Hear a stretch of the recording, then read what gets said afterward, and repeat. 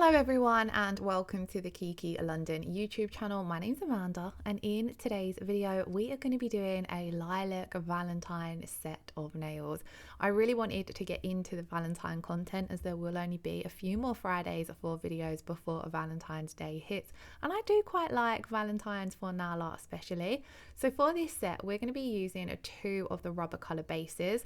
We're going to be using RB11 and RB09 and we're going to be using these for our base, our colour, and to create that nail art as well, as these are brilliant for nail art as well, which I've been recently experimenting a little bit more with.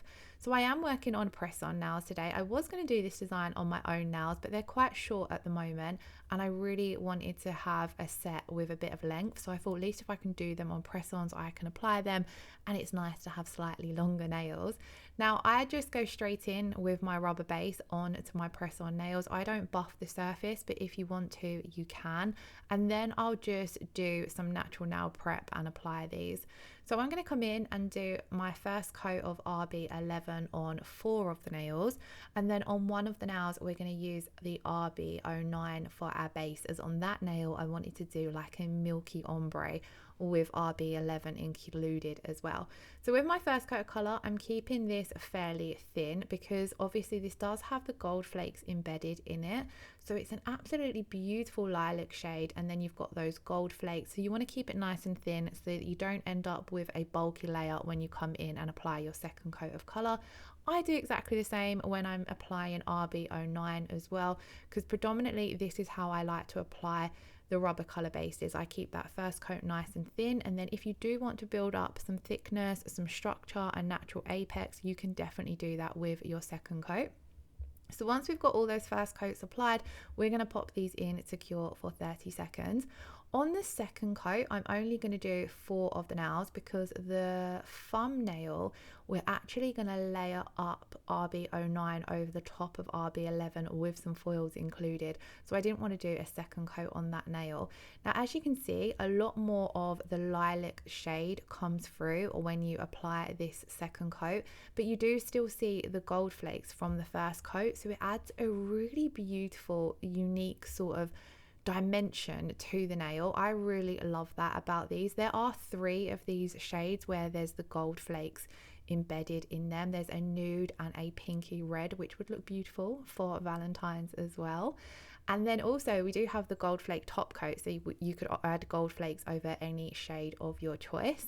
So then onto the milky nail, I'm going to apply my second coat of RB09 because although we're going to fade RB11 over the top, I still want that milky shade to be fully opaque.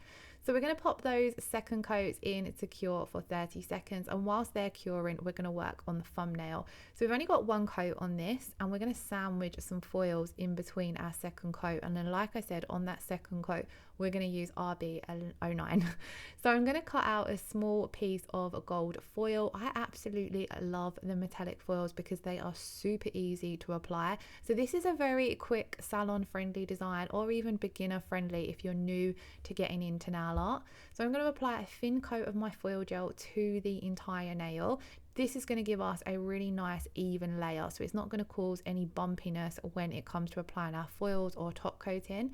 And then with the metallic foils, they grab on to the cured foil gel super quickly, so you want to very lightly press down your foil, just give it a really quick tap and pull off so that just a small amount transfers, because obviously we don't want to cover up the entire nail. And I love this abstract shattered effect that it gives off, and I ended up applying some stamping over the top of this for a full-on and layered nail art look. So then we're going to come over the top with the RB09, which softens the lilac for the RB11, and then it creates this really cool milky effect over the top of the gold foils. And I felt as though this made this nail art design look quite subtle for Valentine's, so it's great if you are somebody who doesn't want to go full on Valentine's but you do still want some nail art. So as I mentioned, we're going to add some stamping over the top of where those foils are. So after curing our rubber base, we're going to come in and just stamp on 2 little super cute hearts. So I'm using regular stamping polish for this. You can at certain times use a gel polish as well for your stamping, but it is a little bit trickier. There is an older video up on the channel doing so though. So I'm going to come in, clean my plate with one of the Kiki London removal wipes. These contain acetone, and I find them great for cleaning my stamping plates. Then I apply a small amount of stamping polish, scrape off the excess, and then with a quick flick of my wrist can pick up that image. And then I always like to take a lint roller to remove any image that I don't want to transfer. But the great thing about when you're working on top of gel polish is if you do transfer any stamped image that you don't want on the nail, you are able to wipe that off with some alcohol. And then that is that now ready to be top coated at the end of the design. So we're going to move on to our milky nail. So we've got that RB09 base down. I'm then going to apply a small amount of RB11 at the cuticle area. And I'm going to take my ombre brush and just very gently fade this down. Now the great thing about this is it fades out absolutely beautifully, because in one coat, RB11 isn't too opaque. It's kind of got a bit of a jelly sheer consistency to the actual color, so it fades out over the white and created the most effortless I can't get my words out, the most effortless blend I have ever done. And then with those gold flakes in there as well, it just looked super pretty. I would happily wear a full set of just this design. I thought it looked so cute, and it kind of gives a hint of winter and spring, which I quite liked as well. Now because I wanted these to look quite Valentine's-y, I did decide to come over the top and stamp on this flame heart, just because I thought it looked really cute. And then I really love stamping with white over a milky white base, so I really love RB09 for this, because it's not too pigmented that you're not going to see your white stamping. It just creates a really cool effect. I've done some cool nails quite a while ago where I did a full base of RB09 and then done a full cover stamped image over the top with some gold flakes, and it looked really cool where you've got that milky white base and then white stamping over the top. And again, I really loved the effect here where you can still see some of our ombre underneath with that beautiful hint of lilac and those gold flakes as well. Now my stamped image didn't stamp on 100% perfectly, so I'm going to take my stripe liner brush and a little bit of stamping polish and just touch this up, just to make sure that you're not going to see any of those little imperfections. And then that is this now ready to top coat. On to the next nail, we are going to be doing a French nail over the top. Now with RB11, where it has those gold flakes in there, sometimes depending on how well you've let it self level, you can feel the gold flakes before top coating basically. So I wanted to come in with a matte top coat before doing my French, just so I get a super smooth crisp French. Obviously if you're not doing the French, you just come in and top coat and it would get rid of any unevenness from the gold flakes, or you can just leave it to self level for a little bit longer.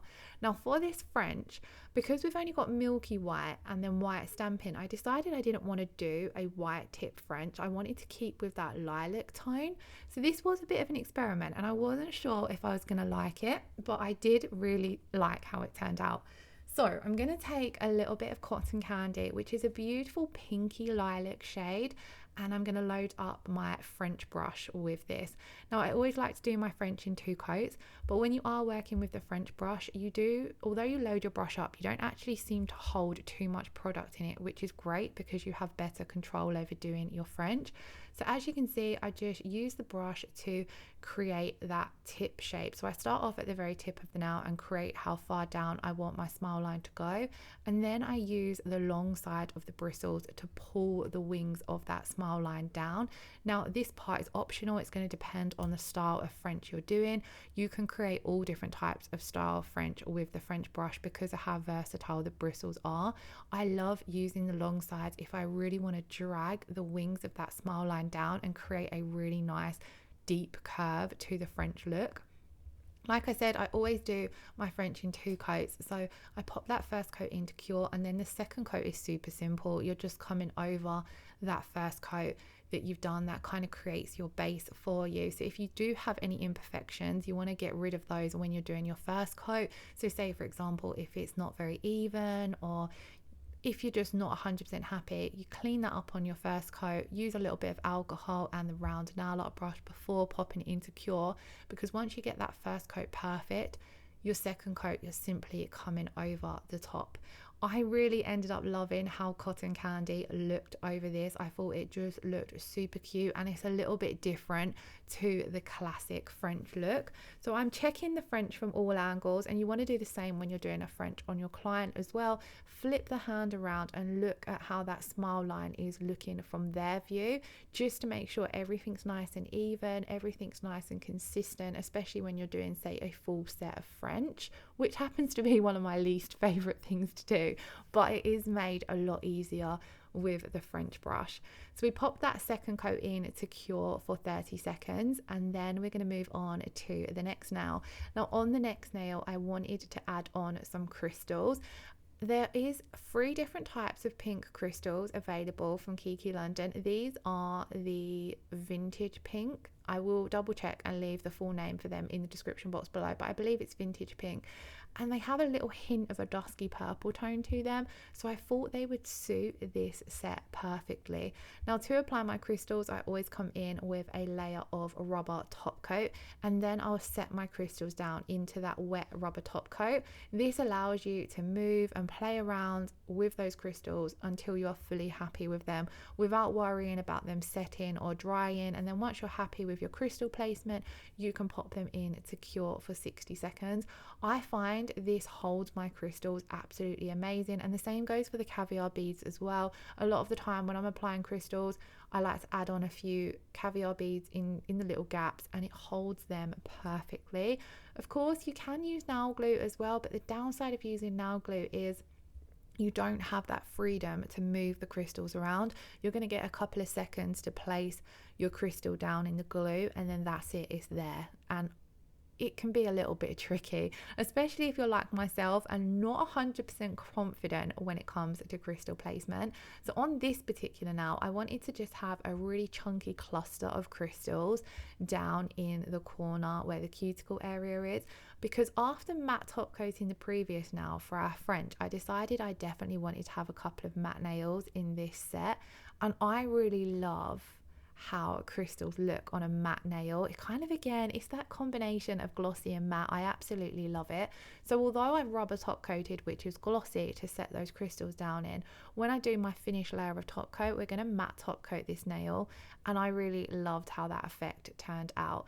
So you want to make sure when you're applying your crystals, they're not coming off the edge of the nail. This is a little bit easier to do when you're working on an actual nail. You've got the skin and the cuticle as a guide kind of thing. When you are working on tips, you do need to be very careful that you're not slightly coming off the edge. So I'm just making sure to push those in and nudge them around. Like I said, with the rubber top coat, you've got the freedom to move them around as much as you want without having to worry about them setting in place.